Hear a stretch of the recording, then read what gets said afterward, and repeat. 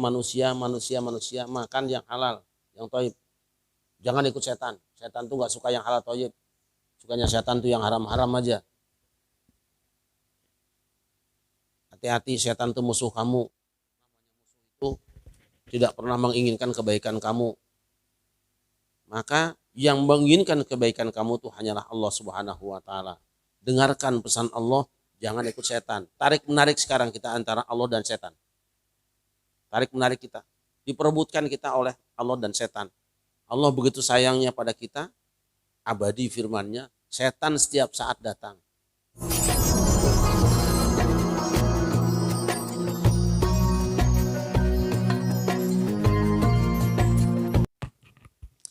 Assalamualaikum warahmatullahi wabarakatuh.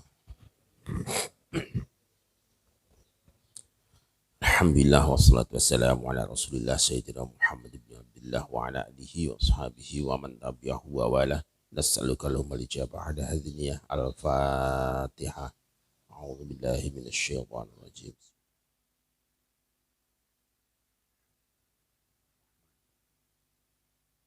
Iyyaka na'budu wa iyyaka nasta'in. Ihdinas siratal mustaqim.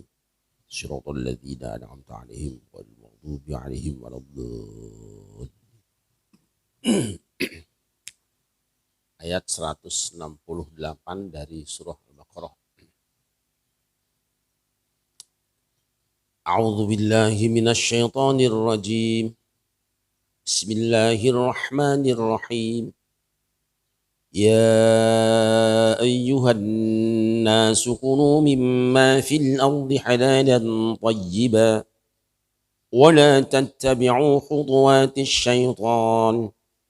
Innahu lakum aduwwum mubin. Silakan dibaca. A'udzu billahi minasyaitonir rajim. Bismillahirrahmanirrahim.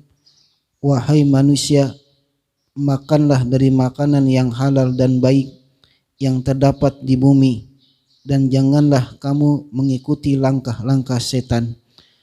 Sungguh setan itu musuh yang nyata bagimu.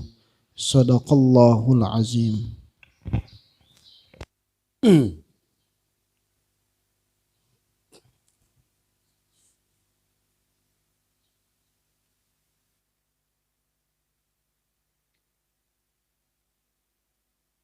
Ayat ini dimulai dengan seruan. Seperti saya sampaikan, pendapat saya adalah bahwa setiap seruan itu berlaku terbatas kepada mukhatabnya, kepada orang yang diserunya. Apabila seruan itu ya ayyuhalladzina amanu, maka seruan itu berlaku hanya kepada orang-orang yang beriman. Apabila seruan itu menggunakan ya ahlal kitab, maka itu berlaku hanya kepada ahlul kitab. Jika seruan itu ya ayyuhal kafirun, maka seruan itu juga berlaku hanya kepada orang-orang kafir. Pada ayat ini Allah memulai firman-Nya dengan seruan ya ayyuhan nas, wahai seluruh manusia. Maka seruan ini berlaku dan ditujukan kepada seluruh makhluk yang bernama manusia. Lintas suku, lintas etnis, lintas agama. Siapa saja yang masih menyadari bahwa dirinya itu manusia, terkena khitab ini, dan sebagai orang yang diseru seharusnya bisa mengalihkan konsentrasinya dari semua kegiatan, menghentikan semua kegiatan, lalu mengalihkan konsentrasinya kepada sumber seruan.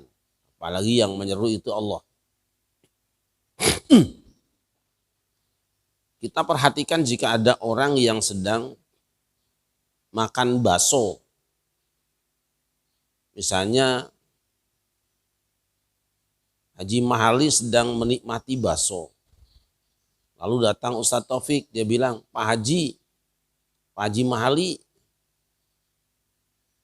Tapi Pak Haji Mahali anteng aja terus makan bakso. Itu kira-kira yang ada di pikiran Ustadz Taufik apa?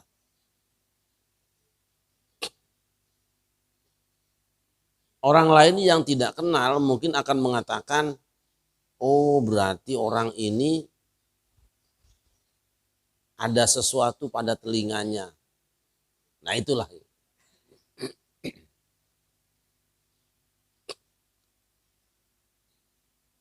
Nah ketika kita dipanggil ya ayuhan nas, ayat ya ayuhan nas dibaca, kalau kita sadar bahwa kita masih termasuk dalam golongan manusia, maka detik itu semua kegiatan, semua konsentrasi dihentikan, kemudian dialihkan kepada sumber yang memanggilnya. Ini kalau di pengajian-pengajian ada qori sedang membaca ayat ya ayyuhalladzina amanu, lalu masih ada orang yang uplek dengan kegiatannya. Secara tidak sadar orang itu ingin disebut orang budak, orang tuli. Udah disebut goblok ngambung gitu. Nah sekarang apakah yang ada di sini manusia normal atau tidak? Tinggal perhatikan ketika tadi ayat dibaca. Baik, saya kira kita sudah mafhum itu. Sudah sangat sering saya sampaikan, apabila ada seruan di dalam Al-Quran, biasanya diikuti dengan salah satu di antara tiga. Ini pengajian rutin tuh yaitu diulang-ulang. Karena seperti saya sampaikan, kadang-kadang ada yang ketika ngaji pas kalimat itu disampaikan sedang ngantuk, atau kalimat itu disampaikan lupa, atau lain sebagainya. Perlu diulang-ulang. Satu di antara tiga yang datang setelah seruan. Pertama, ada perintah. Kedua, ada larangan. Dan yang ketiga, ada informasi penting. Ada informasi. Perintah, larangan, dan informasi yang ada di dalam Al-Quran, yang datangnya dari Allah Subhanahu wa Ta'ala itu bertingkat-tingkat nanti levelnya. Ada perintah menunjukkan wajib, ada menunjukkan sunat, dan lain sebagainya. Demikian juga larangan.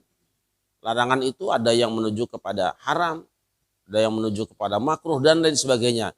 Itu yang bahasannya ada di dalam kitab usul fiqh. Itu tugasnya para ulama, dan kita tidak usah melibatkan diri di situ kalau memang kita tidak bertabahur di bidang tersebut. Nanti ada al-amru an-nahyu. Nah, perintah, larangan, dan informasi ini kalau datangnya dari Allah adalah untuk kemaslahatan manusia. Manusia sebenarnya butuh.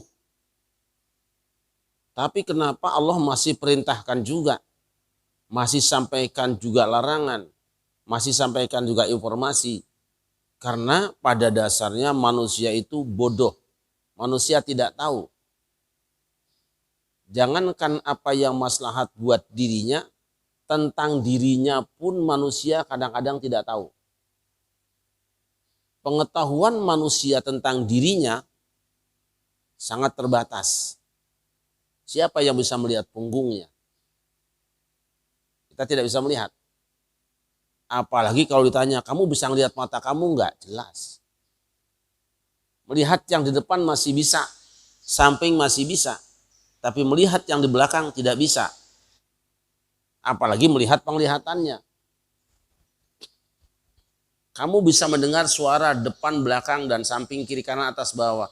Tapi bisakah kamu mendengarkan suara kuping sebelah kirimu? Suaranya kayak apa? Tidak bisa. Nah, karena manusia ini serba bodoh tentang dirinya, tentang apa yang ada dalam dirinya, tentang spare part dirinya, maka dia perlu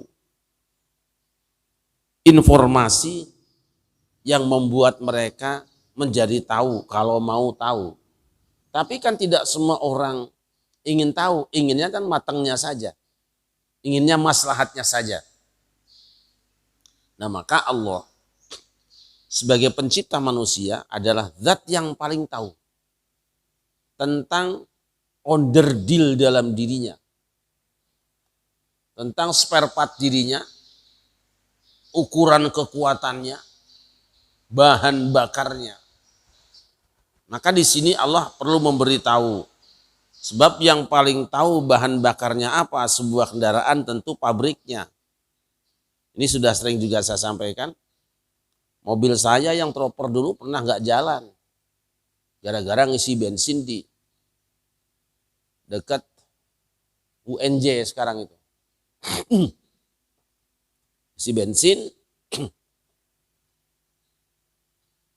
troper diisi solar. Karena pom bensin taunya troper ya solar. Padahal punya saya bensin. Saya sebagai pemilik mobil kaget loh, kok mobil jadi gak bisa hidup. Supir juga sama. Tahu kenapa mobil tiba-tiba seperti ini. Saya tanya kepada ulama yang ngerti mobil. Pul Mayasari Bakti, Klender. Dia tahu mobil saya. Ini mobil saya ngisi bensin tiba-tiba nggak jalan. Sepertinya sih salah ngisi bahan bakar, Kiai. Nah, udah langsung nebak aja. Namanya ulama pasti nebak kan. Itu orang awam kan nggak tahu apa-apa. Maksudnya itu punya Pak Kiai apa bensin apa solar? Bensin. Coba deh tanya tadi isi apa. Saya tanya sama supir, kamu ngisi apa? Solar. Oh iya bener gitu. Karena masuk nyelonong, si tukang pom bensin langsung isi. Ya udah dijemput dari Klender, diderek sampai Klender, nggak lama, cuma dikuras, ganti, ya sudah selesai. Nah, yang tahu diesel itu solar, yang tahu katakanlah merek mobil tertentu itu premium, Pertamax, Pertalite, walaupun nanti ada mazhab yang toleran kan, toleran sedikit karena mazhabnya mirip-mirip, premium, Pertamax, Pertalite itu kan masih satu mazhab tuh. Sama seperti mazhab Syafi'i dengan Zaidiyah gitulah. Itu ada yang tahu itu. Nah kembali tadi, yang tahu bahwa bahan bakar manusia itu apa, yang boleh masuk ke dalam tubuh manusia itu apa, yang tidak boleh masuk itu apa, adalah yang bikin manusia, Allah. Itu. Seharusnya walaupun tidak diberitahu juga dia bertanya-tanya. Tetapi karena rumitnya, Allah yang maha pengasih lagi maha penyayang, nggak diminta pun ngasih tahu. Kalau ada orang sudah diberitahu, gratis lagi, lalu tidak mengikuti, ini manusia aneh. Ini bahan bakarnya solar Pak. Suka-suka gua, mau solar kayak mau apa kayak. Ini pasti orang tidak waras nih. Bukan maunya yang mahal. Ini bukan soal mahal apa murah. Walaupun mobilnya mewah, solar ya solar. Jangan ngotot. Saya maunya premium aja deh. Saya maunya pakai Pertalite aja. Ya orang jalan. Hai manusia. Satu di antara tiganya. Perintah, larangan, atau informasi. Perintah, larangan, dan informasi itu tidak ada gunanya untuk Allah. Tidak ada. Semuanya untuk manusia. Ini saja sudah wujud Rahman Rahimnya Allah. Supaya manusia benar. Apa perintahnya? Kulu. Makanlah wahai manusia. Meskipun menurut asalnya para ulama mengatakan bahwa makan itu perkara yang mubah buat manusia. Tapi manusia tahu kalau tidak makan akan sakit. Bahkan bisa mati. Loh, kenapa sudah tahu manusia itu akan makan walaupun tidak diperintah juga, Allah merintah juga, ada firman-Nya. Inilah kasih sayang Allah. Manusia pengen makan, manusia harus makan, semua menyadari itu. Tapi kalau cawe-cawe gitu loh. Ini jangan dihubung-hubungkan ya. Allah cawe-cawe menyampaikan pesan kamu makan. Yang penting itu bukan pada kalimat kulu makannya tadi. Karena Allah ingin manusia makannya itu benar dan mereka meraih apa yang sesuai dengan tujuan makan. Sebab banyak orang yang punya tujuan tetapi ketika mengerjakan langkahnya tidak sampai ke tujuan. Saya mau ke Jogja. Tentu ngarahnya ke timur dong. Tetapi ada orang yang mau ke Jogja malah ngulon. Sampainya ke Joglo. Ada yang seperti itu kan. Jangan sampai terjadi. Ada orang yang menuju ke satu tujuan, tapi bukan sampai ke tujuannya malah tersesat. Pun makan. Apa sih tujuan makan? Supaya badan sehat. Jangan sampai manusia makan sih makan, tapi setelah makan malah nggak sehat. Jangan sampai. Di sini perlunya Allah ngasih tahu. Karena yang paling tahu tentang mana yang membuat sehat dan mana yang membuat tidak sehat hanya Allah. Tidak ada sesuatu pun di dunia ini yang diharamkan oleh Allah kecuali pasti akan berpengaruh kepada kesehatannya. Merusak kesehatannya. Meskipun perkembangan ilmu pengetahuan manusia itu berubah-ubah, tapi setahap demi setahap, sewaktu demi sewaktu, satu persatu larangan Allah yang membuktikan bahwa larangan itu adalah sesuatu yang membahayakan kalau dilanggar. Dulu orang tidak membayangkan. Bahkan sempat diprotes hadisnya. Idza waqa'a dzubab fi syarabi ahadikum falyaghmishu summa yanzi'hu fa inna fi ahadi janahaihi da'an wa fil akhari shifaan. Jika ada lalat jatuh di minuman salah seorang di antara kamu, keremkan, tenggelamkan. Setelah itu, angkat dia. Karena pada salah satu sayapnya ada penyakit dan di salah satunya ada obatnya. Wah, ini hadis diprotes. Wah, si Muhammad ini ngarang-ngarang. Bahkan di kalangan para ulama pun ada yang mengkritisi. Menganggap bahwa rasanya tidak mungkin Rasul mengatakan ini. Hadis tetap berjalan, jangan dihapus. Tetap ada dia. Kenapa mereka mengatakan bahwa hadis ini mungkin dianggap lemah walaupun jelas sahihnya? Atau dianggap bahwa hadis ini bertentangan dengan ilmu kesehatan karena ilmu manusia pada zaman itu belum sampai pada penelitian ini. Baru belakangan diketahui hasil kajian lab para dokter, diketahui benar ternyata sisi kiri sayap lalat itu ada penyakitnya, ada istilahnya apa? Virus ya.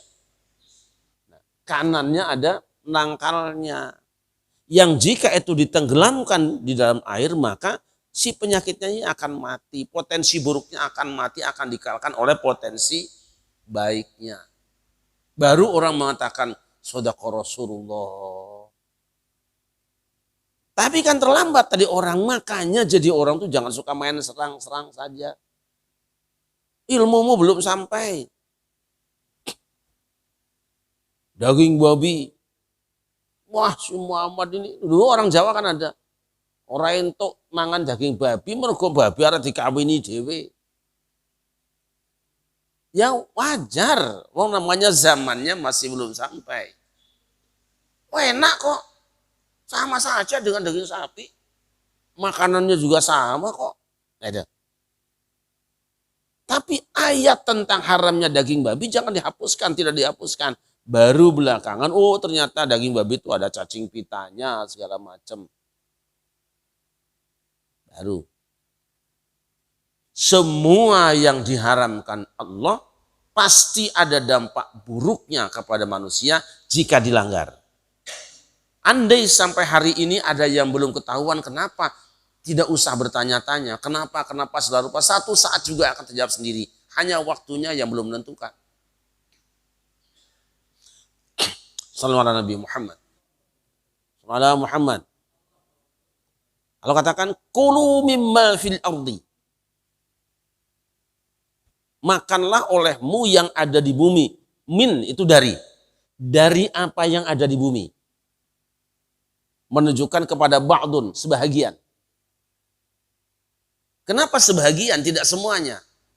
Meskipun menurut asalnya, Walladzi khalaqalakum ma fil ardi jami'a, di dalam surah Al-Baqarah, Dia yang telah menciptakan untuk kamu semua yang ada di bumi, untuk kamu semua yang ada di bumi, al-aslu fil asya al-ibahah, tetapi tidak semua yang ada di bumi itu boleh kamu makan.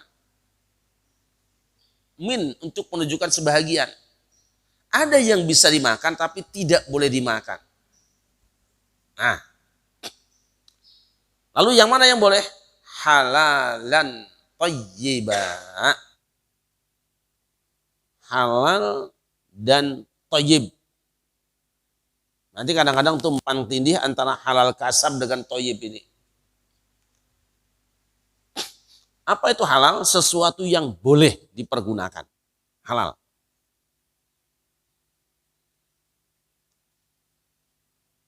Nah, halal di dalam Islam itu ada 3 tahap. Yang pertama, makanan itu halal menurut zatnya, aslinya.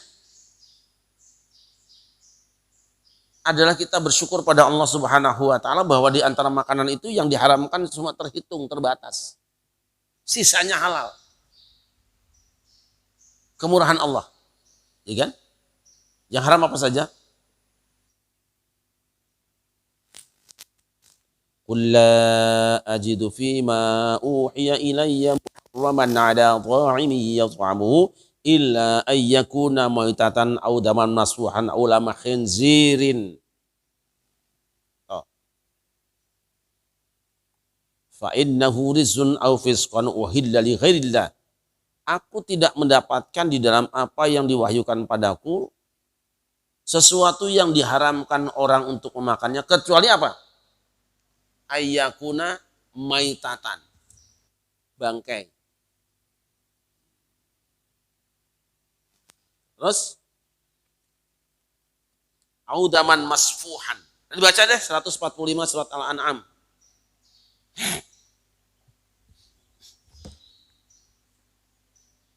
Al-An'am 145.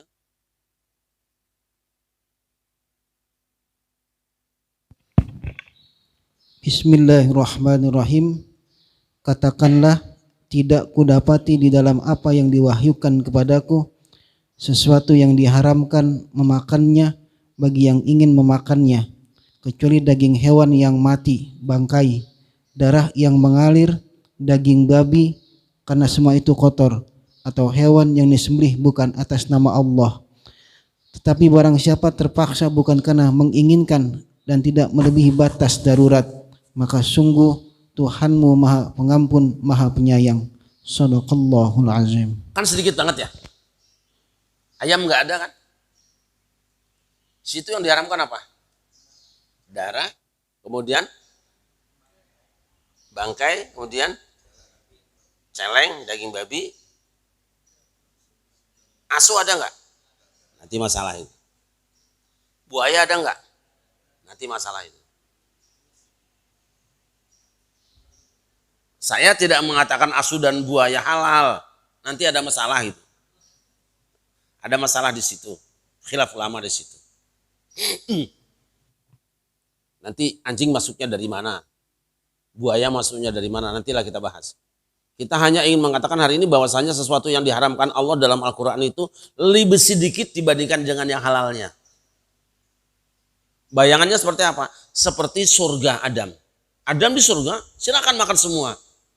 Wala taqrabah hadzal syajarah. Hanya satu pohon ini jangan mendekati. Jadi dari makanan yang ada di dunia yang bisa dimakan itu mungkin paling hanya 1% juga nggak sampai yang haram. Tidak sampai 1%-nya. Tapi anehnya wong cuma dilarang segitu aja ada yang ngeyel. Dablek bener mongso itu. Yang enak masih ada, yang halal masih banyak. Dan yang halal tidak kalah enaknya dibandingkan yang haram. Apa sih enaknya yang haram itu enggak ada. Tapi yang usah ngeyel. Kulu mimma fil ardi halala. Yang pertama zatnya halal. Yang kedua halal kasabnya, cara mendapatkannya. Jadi seorang muslim ketika akan makan itu tidak cukup dengan melihat pada rezeki dirinya itu, nah ayam, ya tapi ayam dapat tetangganya nyebrang itu. Ayam tetangganya nyebrang, potong. Jangan, ayam itu bisa pergi. Itu pengalaman dulu dah di asrama itu. Untung saja yang punya ayam pada ikhlas banget, gue redok dah, Pak Teki buat ngapal Quran katanya. Tanggung jawabnya kan saya ketua lembaga spiritualnya. Jadi kita nggak tahu malam Jumat kita zikiran, tahlilan, tahu tuh rebus ayam gede banget tuh. Makan selesai, ini yang nyolongnya ketua MUI Ciputat sekarang. Ayam dari mana nih, beli di mana? Woncengkeh. Ya punya tetangga dong itu mah. Ya dia nyebrang sini menyerahkan diri katanya. Ya sudah, saya yang besok paginya datang ke Pak Haji Miri namanya. Izin Pak Haji, mohon maaf minta dihalalkan atau harus dibayar itu ayam yang malam mencok di pohon cengkeh di asrama PT IK itu sama teman-teman ditangkap. Gue redok PT IK mah. Saya benar-benar terharu itu orang Betawi itu. Gue redok bakal ngapal Quran gue mah. Masya Allah, Masya Allah. Semua Allah rahmati Haji Miriam. Ya itu pengalaman. Jadi cara mendapatkannya. Dan yang paling banyak mendapatkan ujian ini ya kiai-kiai pesantren biasanya. Kiai pesantren itu kadang-kadang piara ayam berpuluh bertahun-tahun segitu aja jumlahnya. Karena telurnya diambil, anaknya diambil gitu. Empang, saya pengalaman di Darussalam Ciamis itu dulu kan airnya air gunung. Mandi itu air gunung. Tidak pakai mesin air, grojok. Kalau sekarang sudah nggak bisa. Grojok itu di pinggiran ini kan kamar-kamar mandi tuh. Mandi. Setiap kamar mandi itu ada gerojokan airnya keluar. Dan itu empangnya 1000 meter lebih ya. Ikannya ramai. Jadi teman-teman tuh, kalau saya sih enggak lah ya. Bawa plastik tuh diiketin di gerojokan sabunnya itu. Ikan nyamber tuh. Terus udah pulang tenteng aja gitu. Itu udah ada isinya itu. Kantong kresek masuk di kelocoran gerojokan air mandi sabun itu, ikan emas kan ngubar. Trup, angkat pulang. Kita tahu lah. Ya kadang-kadang kiai nyindir juga. Paling aneh itu memang pesantren Darussalam katanya. Mandi pakai sabun tapi pulangnya bawa ikan gitu. Kreseknya jadi ikan gitu. Ada yang nakal lagi di belakang asrama kita tuh. Pondok itu ada pohon kelapa kan. Itu enggak enggak di stasiun itu enggak, manjat dia. Pakai sarung disambung-sambung sama temennya. Kan kelapanya pendek saja. Nah seperti itulah. Baik. Halal cara mendapatkannya. Kemudian yang ketiga adalah halal di dalam intifa'nya, dalam menggunakannya atau mengkonsumsinya. Nah, ini berhubungan dengan dua sekurang-kurangnya. Satu, proses mempergunakan makanan itu, karena tidak semua makanan bisa langsung dimakan, ada yang harus disembelih.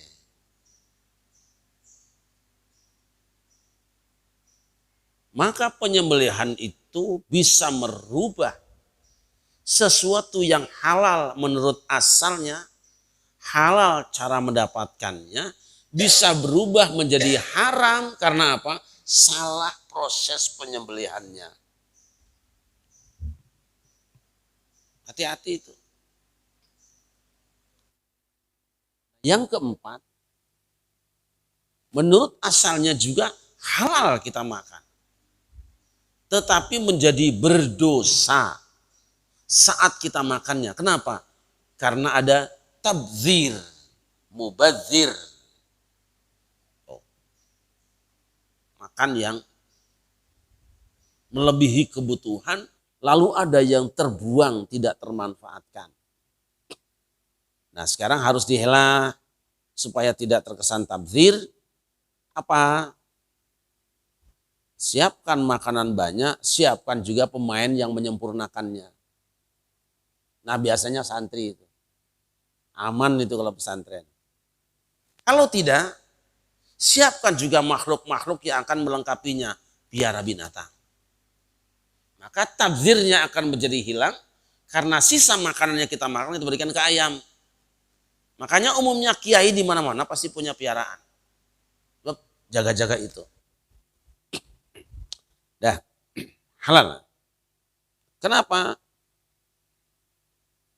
Nah, di sini lanjut dulu ya. Halalan thayyibah, yang baik. Toba, dalam ayat nikah, ma toba lakum minan nisa'i. Silahkan kamu kawini di antara wanita-wanita janda itu yang baik buat kamu. Artinya apa? Kita menganalisa mana makanan yang kalau kita konsumsi jadi baik. Itu dokter urusannya lah. Dokter yang tahu. Ini orang punya darah tinggi.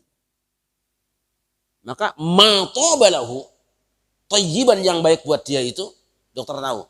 Ini yang baik. Ini yang tidak baik.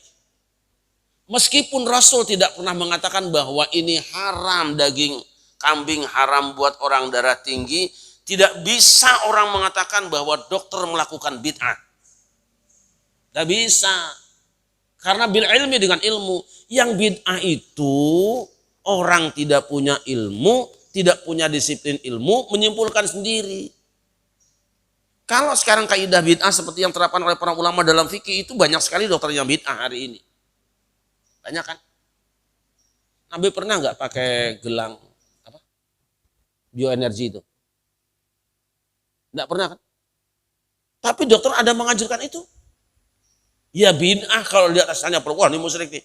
Tapi karena dokter tahu ilmunya, interaksi antara benda yang dipakainya dengan badannya, sehingga membuahkan kesehatan, maka tidak menjadi bid'ah. Itu ikhtiar namanya. Apa yang baik buat kamu? Silahkan. Thayyibah. Jadi tidak cukup hanya hukumnya halal, tapi usahakan ada thayyibah. Nanti memang ada yang menghubungkan bahwa thayyib itu adalah halal cara mendapatkannya. Kan? Nah, hamba Allah, pentingnya makanan ini buat kehidupan kita, karena kalau bendanya itu halal, ketika dimakan akan berpengaruh sehat buat badannya. Dikecualikan yang ada penjelasan dokter karena ada kelainan pada tubuhnya, itu tidak terganggu. Yang kedua, sesuatu yang halal, proses mendapatkannya itu akan berpengaruh sehat pada jasadnya. Mengapa? Pengaruh pada jasadnya juga dihubungkan dengan pengaruh kejiwaan saat mengkonsumsinya. Orang yang sadar bahwa makanan ini saya peroleh dengan cara yang tidak halal, meskipun orang lain tidak tahu, batinnya akan mengatakan, janjane yo aku ra entuk mangan iki. Terjadi protes. Ada gejolak jiwa. Seharusnya makan itu kan toba, enak. nyaman. Pertemuan antara badan dengan makanan itu pertemuan yang saling menguntungkan. Tetapi dalam kondisi jiwanya dia berontak karena sadar bahwa itu adalah haram, maka saat makan itu benturan sebetulnya. Terjadi konslet di dalam. Konslet jiwanya akan mempengaruhi kesehatan badannya juga. Jadi agama ini hebat sekali ya. Sallallahu alaihi Muhammad.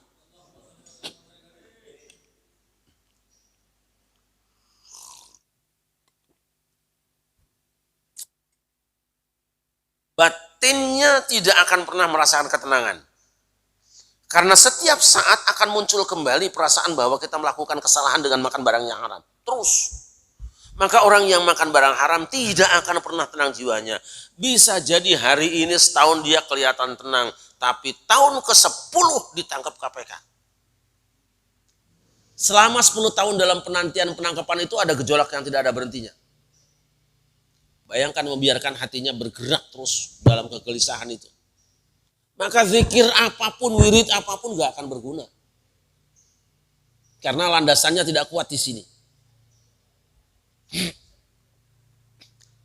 Dan yang ketiga, makanan yang masuk ke dalam tubuh kita dalam keadaan haram itu di samping membuat ibadah kita menjadi lemah, juga membuat doa kita tidak didengar oleh Allah.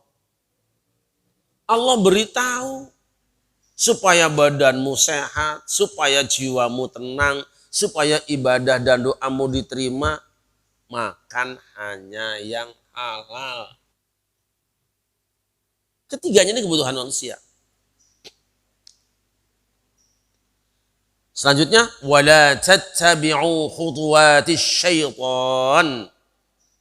Hai manusia, jangan kamu mengikuti jejak langkah setan. Khut. Garis. Jalur setan, kamu jangan ikut. Kenapa yang disebutkan di sini setan? Ya tentu yang dimaksud adalah setan-setan manusia. Nah kalau kita membaca perilaku manusia di dalam pelanggaran syariat berkaitan dengan makanan minuman ini, satu kan tadi yang disebut dengan Anas di sini pembicaraannya sebetulnya diawali dengan pembicaraan kepada ahlul kitab. Maka kita harus menuju kepada apa yang pelanggaran pernah mereka lakukan. Apa pelanggaran orang-orang terdahulu mengikuti petunjuk setan? Di dalam surah Al-An'am juz 8 ya.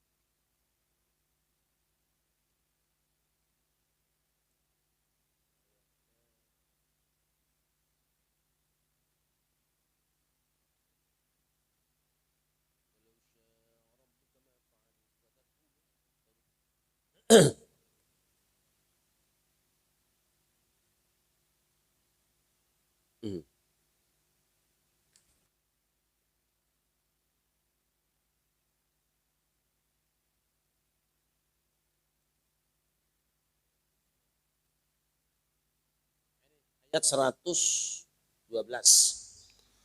وكذلك جعلنا لكل نبي من شياطين الإنس يوحي بعضهم إلى بعض زخرف القول غرورا ولو شاء ربك ما فعلوا فذرهم ما يفترون. Ya, silakan.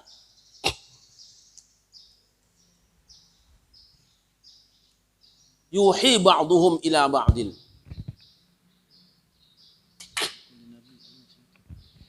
Bismillahirrahmanirrahim. Dan demikianlah untuk setiap nabi kami menjadikan musuh yang terdiri dari setan-setan manusia dan jin. Sebagian mereka membisikkan kepada sebagian yang lain perkataan yang indah sebagai tipuan. Dan kalau Tuhanmu menghendaki, niscaya mereka tidak akan melakukannya, maka biarkanlah mereka bersama apa kebohongan yang mereka ada-adakan. Shadaqallahul azim. Itu yakulu mimma. Ada satu lagi.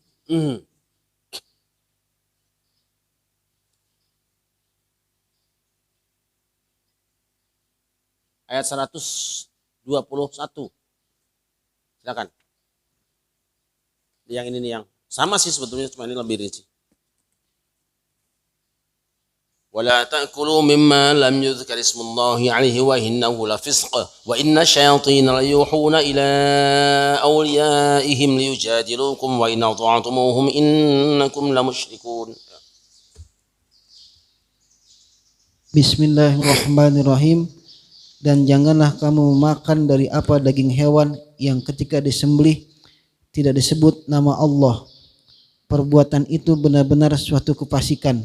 Sesungguhnya setan-setan akan membisikkan kepada kawan-kawannya agar mereka membantah kamu, dan jika kamu menuruti mereka, tentu kamu telah menjadi orang musyrik. Shadaqallahul azim. Di dalam syariat mereka, ahlul kitab juga syariat kita, bangkai itu haram.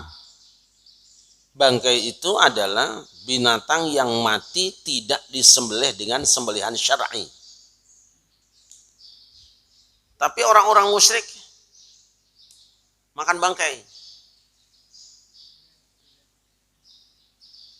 Ketika ditanya kenapa kamu makan bangkai? Kan haram itu. Tidak. Gini-gini katanya. Itu tadi kambing yang nyembelih siapa? Saya. Halal. Jadi kamu yang matikan? Iya. Kalau bangkai yang mematikan siapa? Allah. Yang bener aja, yang kamu yang mematikan halal, kok yang Allah matikan sendiri nggak halal, bagaimana sih? Nah itu. Cerdas tapi yang nggak waras. Kayak bener ya. Yang dimatikan Haji Mahali boleh dimakan, masa yang langsung dimatikan Allah nggak boleh? Itu kayak bener ya. Dan itu di tengah masyarakat diterima sebagai sebuah kebenaran orang-orang awam. Namanya orang awam kan. Itu kias fasid sebetulnya. Nah itu akal-akalannya tuh. Jadi ingin makan sesuatu, menikmati sesuatu yang haram jadi halal dengan akal-akalan. Yang kedua,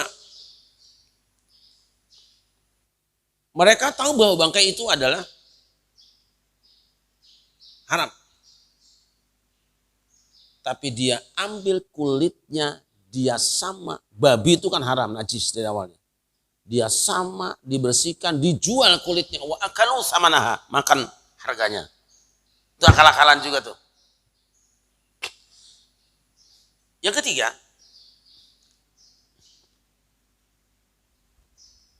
ada yang ini yang lebih parah sebetulnya.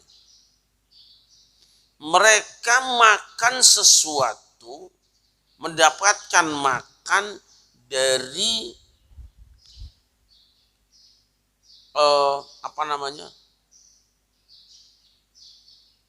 memutar balik ayat. Itu yang disebut dengan yashtaru bi ayatillah tsaman qalila. Mereka membeli harga, mengambil barang-barang yang murah dengan ayat-ayat Allah. Diputar balik. Lalu dia makan hasilnya. Dia makan. Barangnya sih halal, tetapi menjadi haram karena proses mendapatkannya. Dan ini kerjaan mereka. Misalnya mereka menemukan dalam kitab suci mereka tentang kedatangan Nabi Muhammad. Semua tahu bahwa itu adalah untuk Nabi Muhammad. Nanti akan datang Muhammad, lahirnya di ini. Lalu mereka coba buatkan tafsirnya sehingga orang kemudian tidak meyakini Nabi Muhammad. Mereka sebetulnya yakin, cuma pinter. Ini yang benar loh, ini benar ini. Dia sadar, tapi bagaimana dia mengolah akal-akalan, dibuat tafsir, sehingga orang lain percaya bahwa bukan ini yang dituju. Dia sendiri tidak bisa menipu dirinya. Tapi bisa meyakinkan orang lain bahwa ini yang benarnya. Untuk oleh-olehnya buah dari melakukan ini, kemudian mereka mendapatkan keuntungan dari orang banyak. Memutar balik ayat ini. Yang seharusnya ini, tapi orang jadi ke sini. Gara-gara tafsirannya. Disimpangkan kebenarannya, sehingga orang memilih yang tidak benar. Ini kerjaan ulama. Orang awam tidak bisa. Ini mirip-mirip pilkada.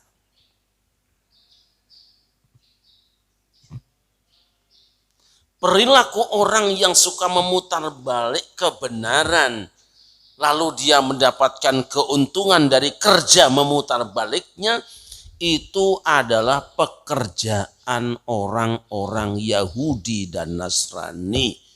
Kira-kira musim pilkada ada nggak yang kayak gitu? Tahu bahwa ini yang baik dan benar.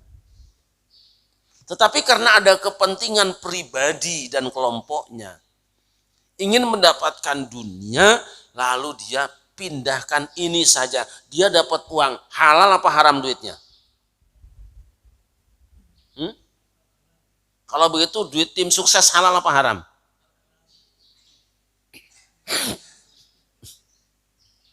Gimana Ustaz Taufik, halal apa haram?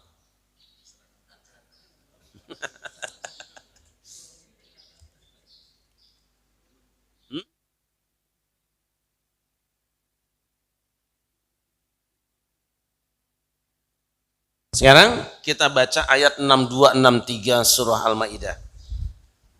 وَتَرَى كَثِيرًا مِنْهُمْ يُسَارِعُونَ فِي الْإِثْمِ وَالْعُدْوَانِ وَأَكْلِهِمُ السُّحْتَ لَبِئْسَ مَا كَانُوا يَعْمَلُونَ. Silakan dibaca.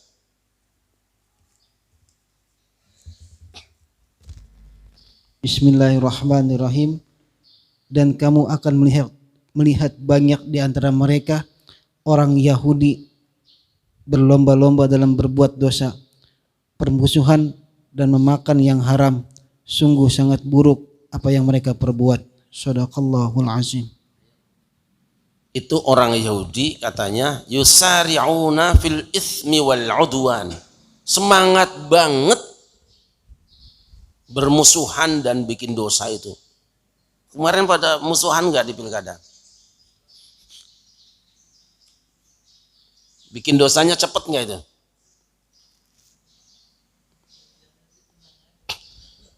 Wa aklihimus suhta. Yang dimakan itu barang yang bohong, yang dosa itu. Ada enggak kemarin? Mendapatkan keuntungan dari berbuat dusta itu. Nah, itu kan awamnya. Sekarang ayat berikutnya. Laula yanhahumur rabbaniyuna wal ahbaru an qalihimul isma wa aklihimus suht. Labisa ma kanu yasnaun. Silakan. Bismillahirrahmanirrahim. Mengapa para ulama dan para pendeta mereka tidak melarang mereka mengucapkan perkataan bohong dan memakan yang haram? Sungguh sangat buruk apa yang mereka perbuat. Shadaqallahul azim. Ada. Ulamanya diem enggak? Para ulamanya bungkem enggak? Bungkem. Karena sudah itulah bentuk-bentuk orang Yahudi, orang musyrikin Nasrani makan barang yang diharamkan Allah. Ada yang halal asalnya, tapi kemudian haram cara prosesnya. Ada yang haram menurut asalnya, tapi mereka putar balik dalilnya sehingga menjadi halal menurut mereka dan diikuti orang awam. Ada yang haram cara mendapatkannya menjadi halal karena fatwa mereka. Ini semua pelajaran untuk kita. Jangan gegabah. Tapi berat ya. Lagi musim segara mahal. Wis. Orang cari praktisnya saja. Tapi kan darurat. Darurat bagaimana? ATM masih ada isinya kok darurat sih. Sallallahu alaihi Muhammad. Kembali. Wala tattabi'u khutuwatis syaiton. Itu tadi setan. Itu tadi jalur setan. Lalu potongan ketiga, innahu lakum aduwwum mubin. Sesungguhnya setan itu musuh geledegan kamu.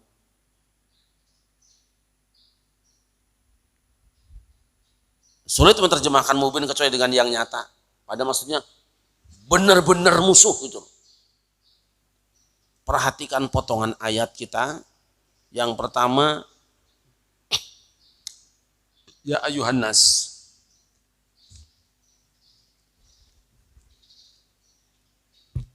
Satu ini. Potongan kedua, kulu mimma fil ardi halalan thayyibah. Yang ketiga, wala tattabi'u khutuwatis syaiton. Yang keempat, innahu lakum aduwwum mubin. 4 potongan kalimat ini, ayat ini cukup membuat kita untuk hati-hati. Kamu kan manusia. Jangan sampai kamu jadi setan. Sebab setan itu musuh kamu. Yang namanya musuh itu tidak pernah memberikan nasihat yang baik buat lawan-lawannya. Jangan percaya dengan musuh. Maka waspadalah kalau berkoalisi dengan musuh. Nih, makanlah yang halal supaya kamu tetap jadi manusia. Tapi kan dulu ada gambar monyet, susah jadi manusia. Ada kan? Iklan, ingat? Udah, gak akan saya bahas lagi, udah lewat itu. Kalau saya membaca iklan dari tahun 98 sudah paham semua. Itu bukan iklan rokok, itu ada sesuatu. Susah jadi manusia. Jalan rel kereta, gedung DPR, dan monyet pakai ember. Ya? Kalau sekarang apa? Iklan terakhir apa sekarang? Tidaknya orang bisa menangkap isyarat-isyarat itu. Sebagian sudah saya tuliskan di Baitul Jumat dulu supaya tidak keliru dalam menyikapi apa yang terjadi. Perhatikan potongan ulang-ulang potongan ini. Hei manusia, manusia, manusia, makan yang halal, yang thayyib. Jangan ikut setan. Setan tuh nggak suka yang halal thayyib. Sukanya setan tuh yang haram-haram aja.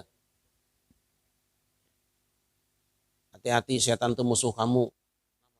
Itu tidak pernah menginginkan kebaikan kamu. Maka yang menginginkan kebaikan kamu itu hanyalah Allah Subhanahu wa taala. Dengarkan pesan Allah, jangan ikut setan. Tarik menarik sekarang kita antara Allah dan setan. Tarik menarik kita. Diperebutkan kita oleh Allah dan setan. Allah begitu sayangnya pada kita, abadi firman-Nya, setan setiap saat datang. Tapi saya tidak tahu apakah hari ini kita lebih tertarik dengan pesan Allah atau lebih tertarik dengan iklan setan. Kita tidak tahu. Tentu kita berharap mudah-mudahan kita terus mengulang-ulang bacaan ini sehingga setan tidak ada kesempatan untuk masuk ke dalam hati kita. Sebab setan itu balanya banyak banget. Tim suksesnya luar biasa. Karena setan selalu menjanjikan piagam penghargaan. Dan itu luar biasa. Beda dengan manusia. Kadang-kadang penghargaannya itu bohong. Setan itu cash penghargaannya. Nyembah dia dapat duit. Ini gitu kan. Kita enggak. Ada pertandingan sepak bola atau voli atau tenis meja. Sebutnya medali emas padahal plastik isinya. Itu penipu semua itu pejabat-pejabat kita itu. Kalau emas ya emas, kalau perak ya perak. Medali emas juara 1, dapatnya ember juga. Itu kebohongan. Dan itu kan? Iya, dan itu akan dihisab, diazab oleh Allah. Akan diazab oleh Allah. Kalau medali emas ya emas. Medali warna emas boleh. Ember juga. Saya kira itu mudah-mudahan kita semua dijaga ya. Jaga oleh Allah Subhanahu wa taala. Daripada kita dapat makan yang haram, lebih baik kita saling mengirim aja dah. Saling mengirim, saling meminta nggak apa-apa. Kalau habis minta aja. Saya bisa minta ke Haji Mahali kalau nggak punya beras daripada menempuh jalan yang haram. Nggak usah gengsi. Nggak usah gengsi. Lebih baik minta daripada disiksa, gitu aja. Dan kita punya komitmen pokoknya ya ingat-ingat lah. Kan misalnya kita lihat-lihat tapi nggak punya beras, bukan diukur dengan badannya kurus ya, itu bahaya. Kamu nggak punya beras ya badannya kurus ya. Nggak begitu. Tidak selalu lah. Yang kurus bisa saja kan karena banyak puasa. Bisa karena lainnya. Al-Fatihah.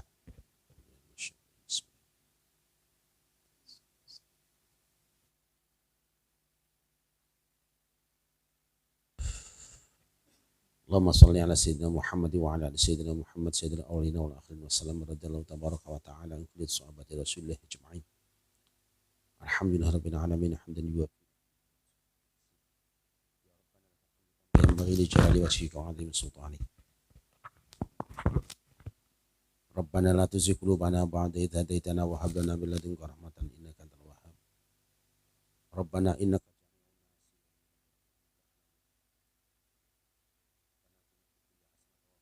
hasanatan wa qina adzabannar.